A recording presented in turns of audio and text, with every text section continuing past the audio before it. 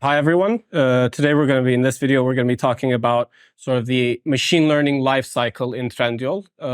So how, the simplest user action that they take in the application is collected all the way through how this is turned into a model, a machine learning model, and how this is deployed in our infrastructure.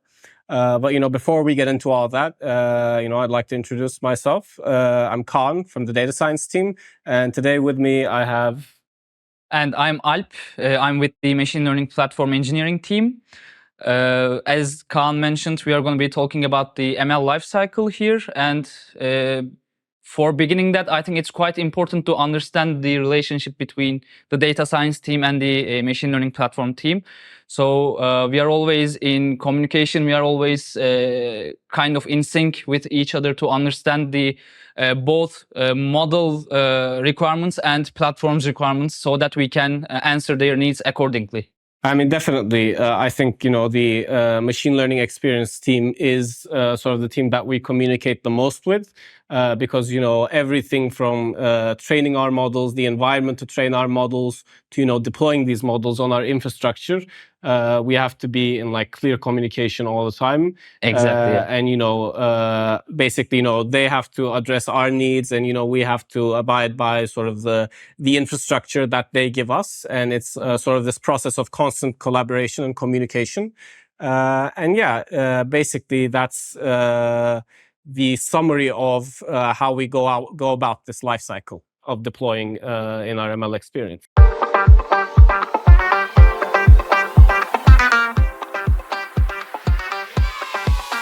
Hello, I am Azmi. I am a member of the data engineer team. One of our main responsibilities as a data engineer is to collect data. One of the most important data used for machine learning models and analytics is clickstream data. We are responsible for collecting clickstream data from our clients and making it accessible on analytical platforms. We use clickstream data often in our pipelines that require stream processing with millisecond delays. We also transfer it to our data warehouses to be used in our batch flows. Our task doesn't end with the collecting. We have many products and dashboards that are powered by the data we prepare. As data engineers in projects requiring complex pipelines and big data, we develop tailored solutions for teams. However, in companies like Trendyol, where data is used in many projects, data teams are becoming bottlenecks. For this reason, we have our own platforms we have developed. One of them is the self-serve data platform that Burcu will tell us about. Hello, I am Burcu, one of the developers of the self-serve data platform team. This platform is a key part of data mesh concept.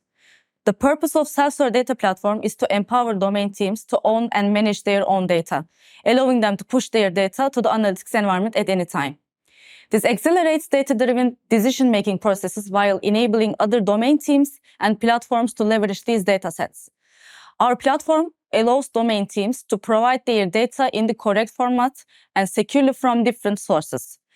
This ensures that the datasets required for domain teams are always up-to-date and accessible. As a result, accessing accurate and fresh data for domain teams becomes much easier.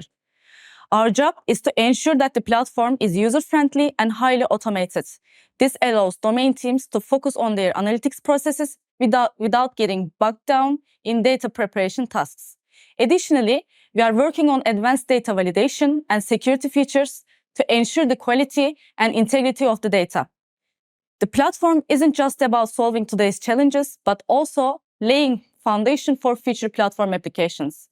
We offer the flexibility that allows teams to quickly test new ideas and develop scalable models.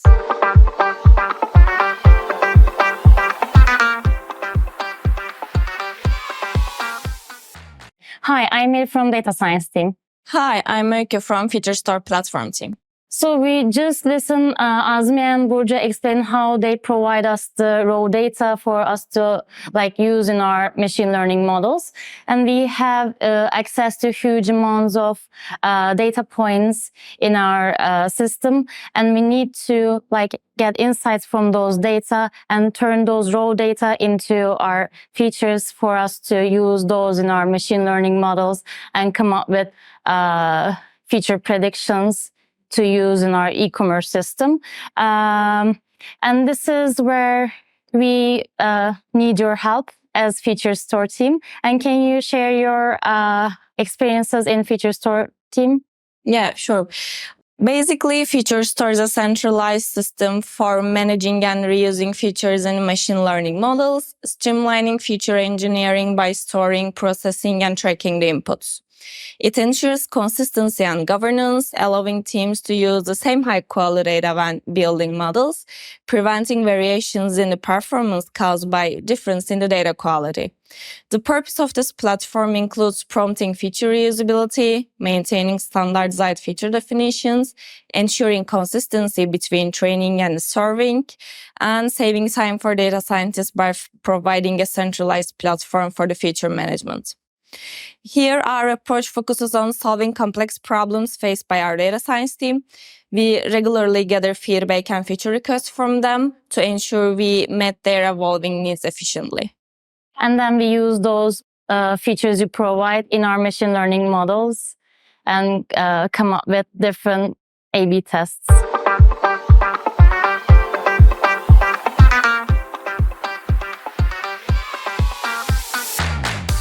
In this part, in the previous parts, you talked about how we gather the data, how we prepare it for training. So, now that we have prepared and cleaned our data and it's, appropriate to, use in model training, what is it from like a data scientist perspective that we do in model training? Because, we do it to solve some sort of business objective, but, what is the process like for you as a data scientist?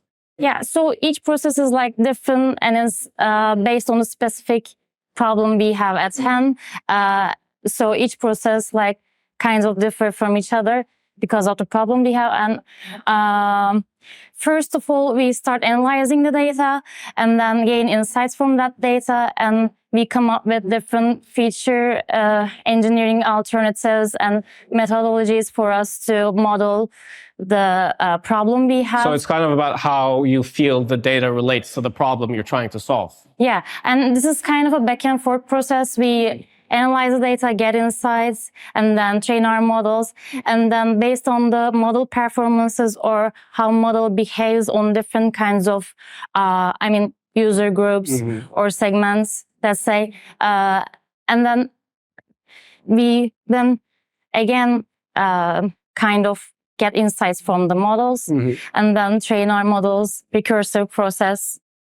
It's back and forth until we sort of get the right solution. And then, we send it to, I guess, the ML engineering team, which does the deployment for us. Yeah, we also kind of conduct offline tests for our models, like which model is our challenger model for us to A/B test, for us to test that model in production environment.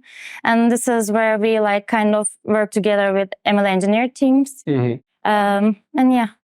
Okay. And I guess, that sort of recaps what it is from a data scientist perspective to, train the model, and I guess what we sort of pay attention to while doing so. And, in the next step, we pass it off to the ML engineering team so that they can deploy the model that we trained. And yeah, thanks.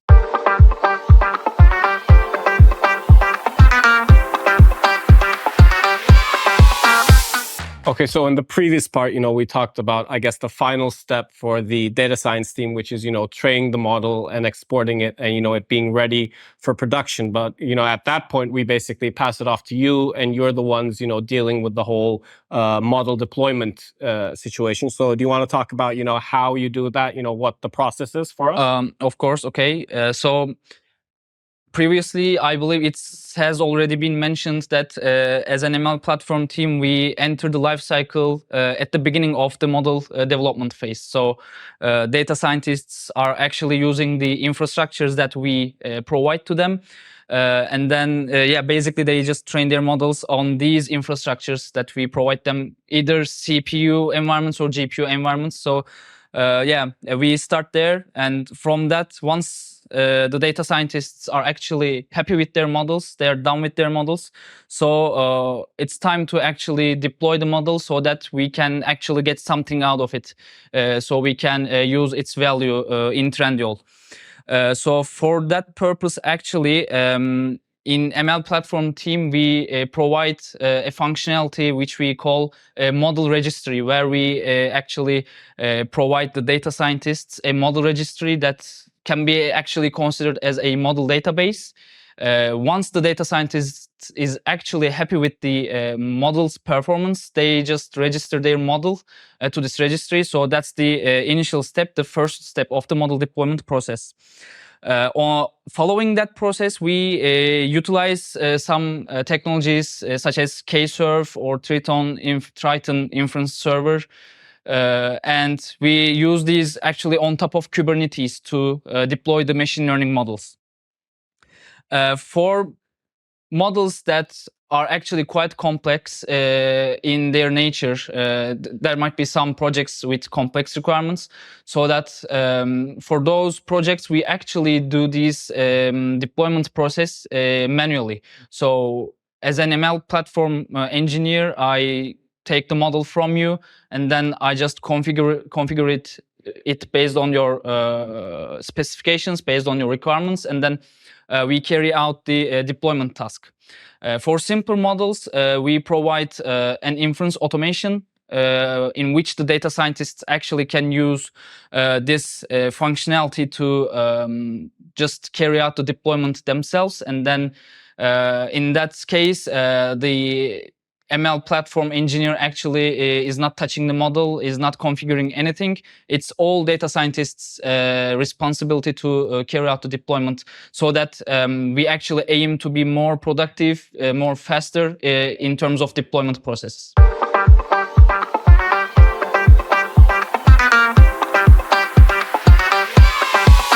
So for this final part, we've collected all our data, we've cleaned it up, we've trained our model, we've deployed it, and now it's sort of live on our site.